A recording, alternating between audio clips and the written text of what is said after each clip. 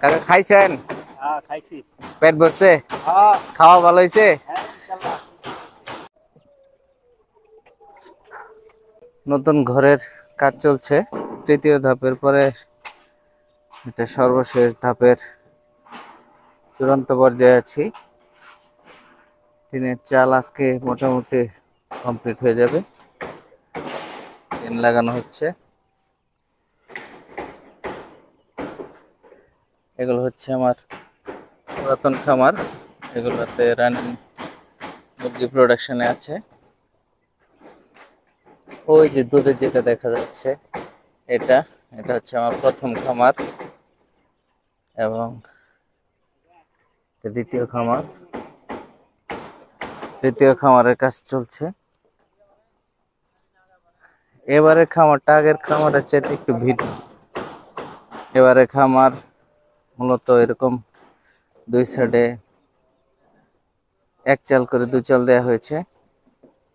আর পূর্ববর্তী যে খামারগুলো এগুলো আসলে এই সিস্টেম ছিল, দুইটা ধাপে এক এক সাইডে এক একটা চাল দিয়ে মাঝখানে ড্রেন দিয়ে দিয়েছিলাম। ড্রেন দেওয়াতে নিচের দিকে যে জায়গাটা, এটা আসলে নিচের দিকে থাকাতে তাপটা অনেক বেশি লাগে। আর এটা যদি উপরের দিকে হয় তাহলে ওইটা উপরে উঠে গেলে তাপটা তুলনামূলক কম লাগে। যাই হোক, মোটামুটি কাজ শেষ পর্যায়ে। এই কাকা খুব ভালো মানুষ। কাকা খাইছেন? হ্যাঁ খাইছি। পেট ভরছে? হ্যাঁ খাওয়া ভালো হয়েছে? হ্যাঁ ইনশাআল্লাহ।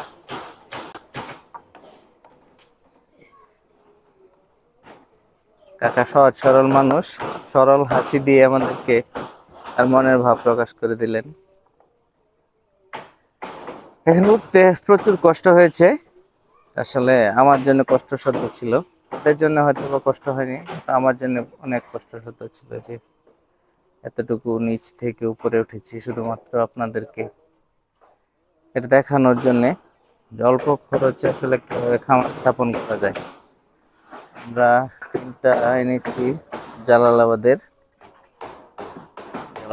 টিন গেছি যাতে আমাদের খরচটা কম হয়। কিভাবে খরচ কম সেটাই চেষ্টা মূলত ভিডিওতে দেখানোর। আপনার পাশে থাকবেন, মোটামুটি আমি সকল কিছু দিয়ে দেবো। এই যে দেখছেন আমার বল সুন্দরী, এগুলো হচ্ছে আমার বরই গাছ।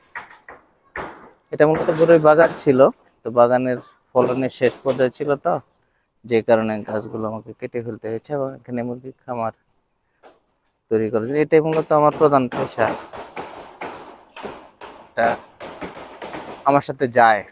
আর ওই যে যেটা দেখা যাচ্ছে আমার গরুর খামার,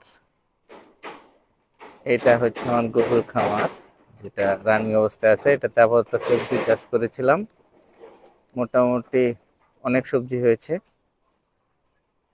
এখন এটাতে এইবার সবজিগুলো এগুলো কেটে ফেলবো, কেটে ফেলে যে আমার এখানে সব জিনিসপত্র রেডি করা আছে, ওই খামারের কার্যক্রম শেষ করে ফেলবো ইনশাল্লাহ। যদি আল্লাহ পাক রব্বুল আলামিন তৌফিক দান করে তো শেষ করে ফেলবো ইনশাল্লাহ।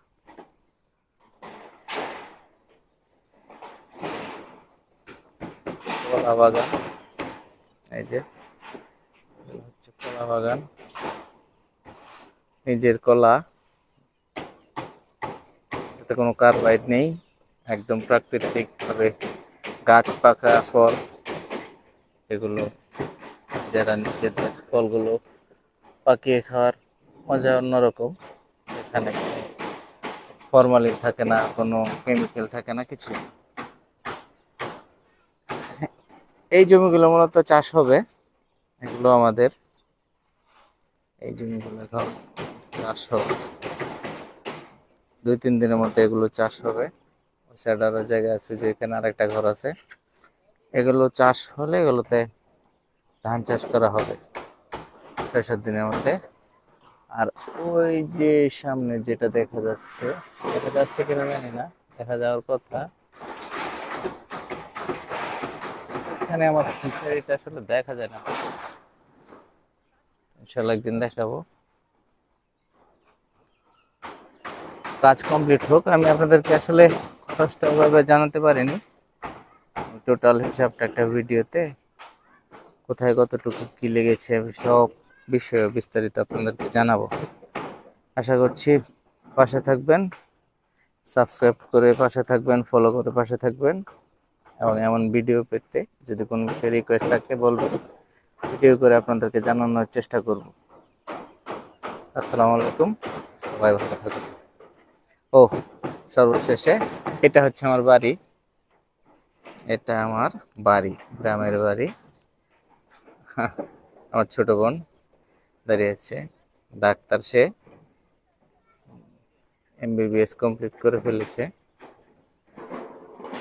এখন এফসিপিএস এর জন্য চেষ্টা করছে। এটা হচ্ছে আমার বাড়ি, গ্রামের বাড়ি, অন্যরকম একটা মজা থাকার। এখানে বায়ু দূষিত হয় না, এখানে না হয় প্রদূষণ, না হয় পরিবেশ দূষণ। গ্রামের বাড়ির চাইতে শান্তি আসলে আমার শহরে বাড়িতে বাসায় আমি পাই না। ভালো থাকবেন সবাই। আসসালামু আলাইকুম ওয়া রাহমাতুল্লাহ।